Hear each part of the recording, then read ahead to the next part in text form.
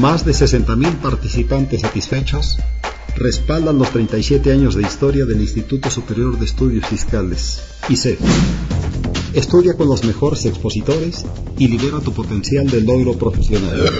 Visítanos en www.isef.com.mx. Está usted escuchando Argos Cursa Radio, la única estación para que usted aprenda mientras trabaja.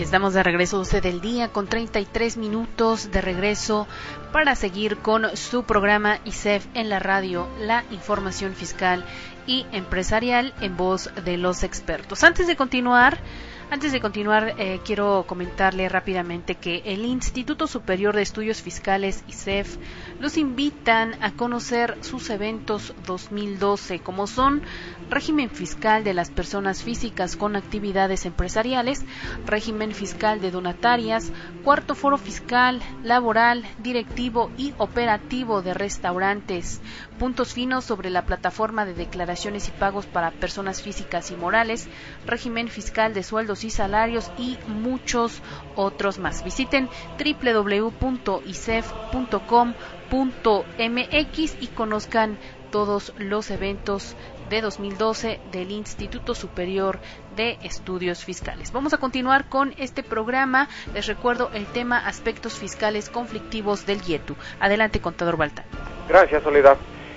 Mi querido amigo, fíjate que tengo una pregunta bien interesante, pero tienes que sacar tu bola de cristal. A ver.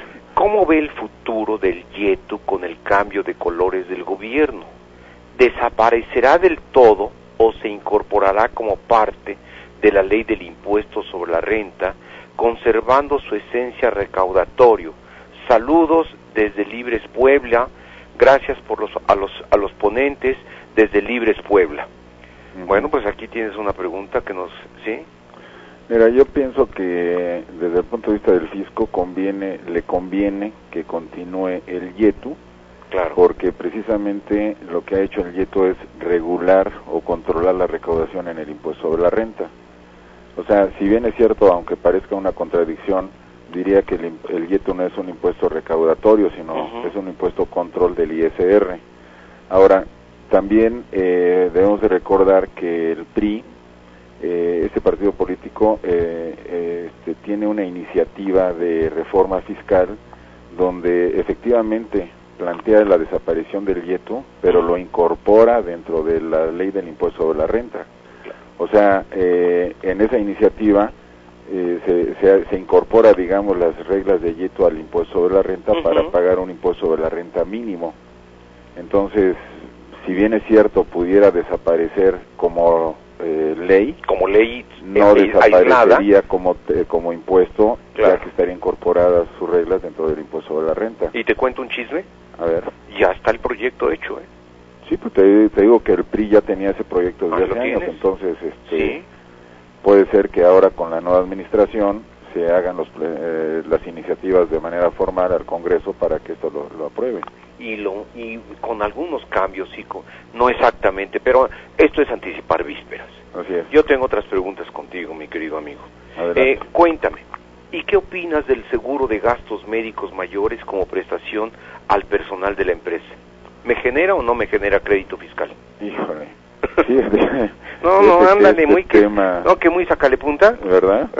No, ya tenías guardada esta pregunta, yo creo, Fíjate que este tema también es controversial porque claro, tiene varios ángulos para analizarse. Por ejemplo, uno de los requisitos para que procedan las deducciones es que las personas que reciben los pagos que hagan los contribuyentes, a su vez sean contribuyentes del IETU. Entonces, si yo hago un pago a una aseguradora, la aseguradora es contribuyente del IETU y yo debería de hacer deducible o generar el crédito fiscal, puesto que es una prestación para mis trabajadores. Sí. Sin embargo, no debemos de perder de vista que la propia ley del IETU señala que que los sueldos y las prestaciones no son deducciones autorizadas, sino se convierten en un crédito pero siempre y cuando estas prestaciones estén grabadas para los trabajadores. Y de acuerdo con el artículo 109, en su último párrafo se señala que la prestación de pago de prima de seguro de gastos médicos mayores que los patrones ofrecen a sus trabajadores son ingresos exentos para el trabajador. En consecuencia, estrictamente hablando, no debe ser ni deducible ni generador de crédito fiscal. No. Deducible, sí va, deducible para impuesto a la renta. Sí, deducible para impuesto de la renta, pero para YETU no es deducible, no, porque está exento. Así es. ¿Y qué opinas de los recargos, mi querido Fernando Arregui Ibarra? Este tema de los recargos también, de manera expresa, el artículo 5 de la ley del YETU señala las deducciones, y dentro de las deducciones habla de las contribuciones. Sí. Entonces, desde mi punto de vista, sabemos que hay contribuciones que no son gastos. Me refiero, el pago del IVA, por ejemplo, no es un gasto, pero si lo pago extemporáneo, genero un recargo. Sí. Que está relacionado con un impuesto que no es deducible para la empresa, entonces el accesorio debería seguir la suerte de lo principal.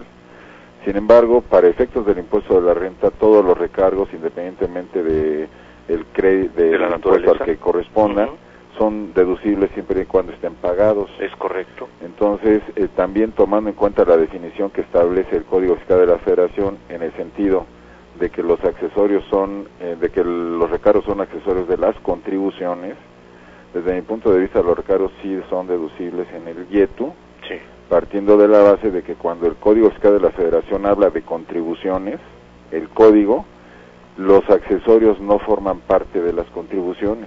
Pero hasta que hayan sido efectivamente pagadas. Pero hasta que hayan sido efectivamente pagadas, entonces coincide el momento de deducción del impuesto de la renta con el del YETU. Contador Fernando Arregui Ibarra, cuéntame, el impuesto sobre la renta en términos del artículo 89, te ilustro un poquito. El 89 se refiere al reembolso de capital. Correcto. Y a veces se tiene que pagar. Digo, a veces cuando no hay CUFIN en las empresas, ¿estamos de acuerdo? De acuerdo. Y si se paga este impuesto, ¿se convierte en acreditable para el YETU? Fíjate que ahí yo diría que debiese ser acreditable, pero recordemos, el artículo 89 habla de pagar un impuesto derivado de una reducción de capital porque presupone que hay una distribución de dividendos o utilidades al socio que se retira. Sin embargo, el impuesto que se paga está en los términos de este artículo 89. En el caso del YETU, el YETU permite acreditar el impuesto de la renta efectivamente pagado en los términos del artículo 11. Esto es, cuando hay una distribución de dividendos, si no son de UFIN, se paga el impuesto y ese impuesto es el que se acredita contra el YETU. Claro. Pero no se señala de manera expresa que se pueda acreditar el impuesto pagado en el artículo 89. O sea que sí correríamos el riesgo de que la autoridad no lo rechazara. Así es. Sí. Fíjate que, en mi opinión, es decir, aquí ya tendríamos algún punto contradictorio, pero yo sí opino que sí es acreditable, aunque existen disposiciones transitorias con respecto a los dividendos, ¿te acuerdas? Sí.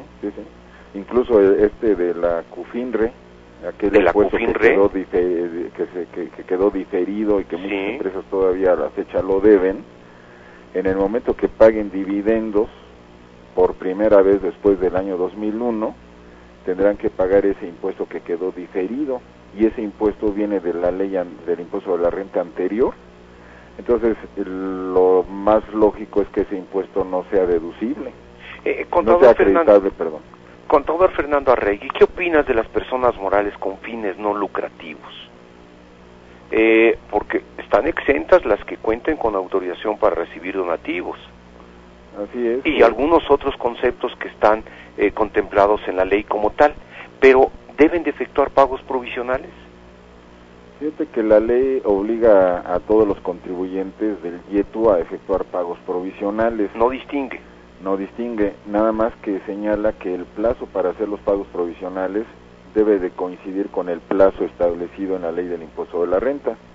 En el caso de las personas morales no lucrativas, en la ley del impuesto de la renta no están obligadas a hacer pagos provisionales. No, es más, no son sujetas del impuesto sobre la renta. Así es, entonces está el problema de que hay personas no lucrativas que dicen, bueno, pues sí tengo una obligación, pero como me remiten a pagarlos en los términos del impuesto de la renta, pues allá no soy obligado a hacer pagos provisionales, por lo tanto no debo de hacer pagos provisionales de YETU, y solo pagan el impuesto del ejercicio. Y es bien peleable. Esta posición es muy discutible, y aquí la recomendación para quienes estuvieran en esta situación es que revisen su cuadro de obligaciones que tienen registrado en el SAT, porque si tienen registrada la obligación de pagos provisionales, pues evidentemente tendrán que realizarlos, y no hacerlos les lleva a una contingencia y pago de multas. No lo sé, no hay fundamento. De acuerdo, o sea, estoy de acuerdo en que repito, la obligación está en la ley, pero sí, el plazo está en la ley del impuesto de la renta. Totalmente de acuerdo. Aquí la autoridad podría pensar, bueno, pues entonces que se aplique supletoriamente el Código Fiscal de la Federación.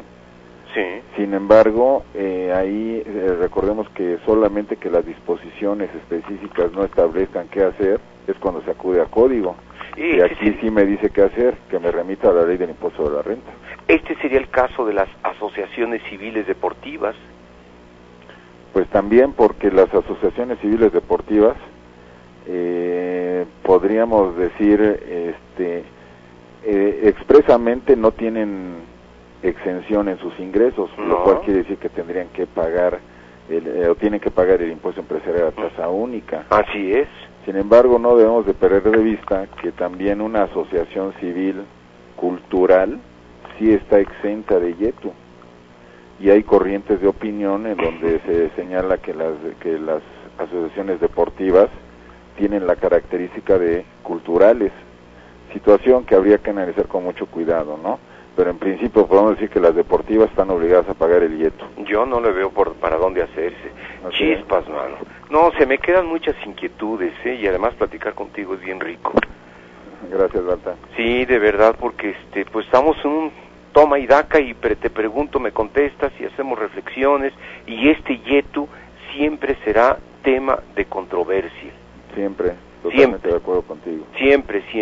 Entonces, mi querido amigo Fernando Arregui Ibarra, yo quiero comprometerte delante de nuestros ciberescuchas de que nos volvamos a encontrar en este mismo medio. Con mucho gusto. ¿Te parece? Siempre estaré disponible para ustedes. Pues gracias una vez más. Vamos a un corte para entrar a nuestro último segmento.